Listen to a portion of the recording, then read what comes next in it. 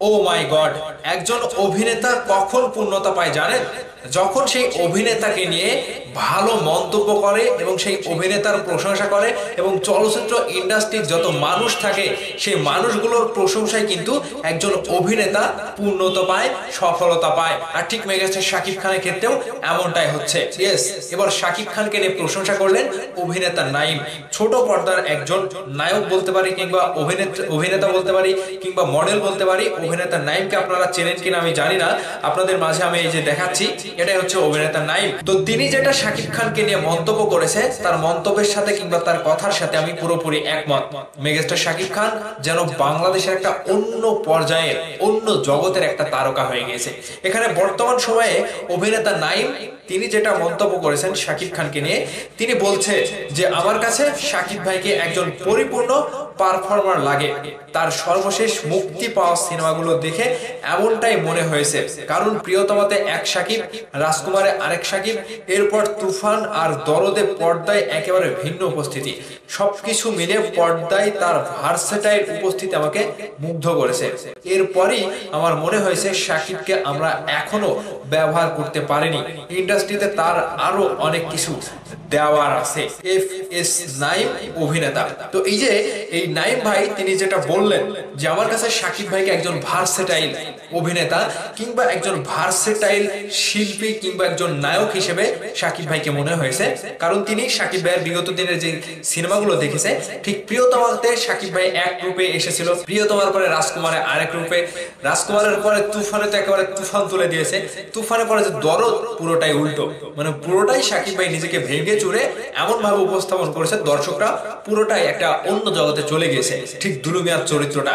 তো এই জায়গা থেকে চলচ্চিত্র শিল্পীরা যারা রয়েছে, শাকিব ভাই কেন্দ্রিক কিংবা শাকিব ভাইয়ের সাথে চলাফেরা কিংবা শাকিব ভাইয়ের সাথে পাশাপাশি থাকা চলচ্চিত্রে অনেক শিল্পীরাই কিন্তু রয়েছে, কিন্তু সকলে কিন্তু মুখ খোলে না। সকলে মুখ খোলে না কি কারণে জানি না, তবে এর মাঝে মাঝে কিছু কিছু ব্যক্তি তার নিজের জায়গা থেকে শাকিব ভাইকে সম্মান দিতে কখনোই ভুল করে না। ঠিক এরকমটাই করেছেন অভিনেতা নাইম ভাই। তিনি যেটা বলছে যে শাকিব খানকে আমরা এখনো ইন্ডাস্ট্রিতে সঠিকভাবে ব্যবহার করতে পারছি না, মানে কোথাও যেন একটা কমতি রয়ে গিয়েছে এবং মেগাস্টারকে তার মেগাস্টারের যে একটা লেভেল অনুযায়ী তাকে ইন্ডাস্ট্রিতে ব্যবহার করতে কেউ পারছে না। মানে তার ভেতরে আরো কিছু রয়েছে ইন্ডাস্ট্রিতে দেওয়ার, সেই জিনিসগুলো আমরা বের করতে পারছি না। একটা ইন্ডাস্ট্রি তখনই একটা ভালো পর্যায়ে দাঁড়ায় যখন তারা শিল্পীর ভেতর থেকে তার মনোভাবগুলো, তার ভালো গুণগুলো বের করে আনতে পারে এবং শিল্পীদের কাছ থেকে নতুনত্ব বের করে এনে চলচ্চিত্রটাকে এবং বাংলা সিনেমা ইন্ডাস্ট্রিতে আরো জাগ্রত করতে পারে। ঠিক এমনটাই মেগাস্টার শাকিব খানের যারা পরিচালক, যারা প্রযোজক, তারা শাকিব খানকে একের পর এক যেভাবে কয়েকটি সিনেমায় ব্যবহার করেছে, ঠিক যেন শাকিব খানের কাছ থেকে আরো কিছু পাওয়ার বাকি রয়েছে। আর ঠিক সেই জায়গাগুলো থেকে শাকিব ভাইকে নিয়ে আমরা আরো ভালোভাবে ব্যবহার করতে পারি, তাহলেই আমরা আবারও নতুন কোনো কিছু পাবো। ঠিক মেগাস্টার শাকিব খান একজন ভার্সেটাইল অভিনেতা, তার মাঝে যে উপস্থিতি নাইম দেখেছে, সেই জায়গা থেকে কিন্তু সেই নাইম ভাই শাকিব ভাইকে নিয়ে প্রশংসা করেছে যে শাকিব খান একজন ভার্সেটাইল অভিনেতা, যাকে একের পর এক নতুন লুকে দেখতে পাই এবং তার ভিতরে যে গুণগুলো রয়েছে ঠিক সেই গুণগুলো তিনি নিজে ফুটিয়ে তুলে, কিংবা এখানে আরো পরিচালক কিংবা আরো নতুনত্ব যদি শাকিব ভাইয়ের সাথে অ্যাড হয়ে নতুন ভাবে শাকিব ভাইকে আবিষ্কার করতে পারে, ঠিক শাকিব ভাই আরো নতুন কিছু আমাদেরকে দিতে প্রস্তুত সব সময়। তো ভারদার্স, এই যে শাকিব খানকে নিয়ে চলচ্চিত্রের তারকাদের প্রশংসা মাঝে মাঝে ভালোই লাগে। সবাই যদি শাকিব ভাইকে নিয়ে প্রশংসা করতো তাহলে বিষয়টা আরো ভালো হতো। মানে সবাই যে প্রশংসা করতে হবে এমনও না, মানে সবার প্রশংসা আমরা চাই না। যারা শাকিব ভাইকে নিয়ে এরকম ভাবে সুন্দর মন্তব্য করে তাদের কথাগুলো বলতে আমাদের ভালো লাগে এবং তাদেরকে আমরা ভালোবাসা জানাই।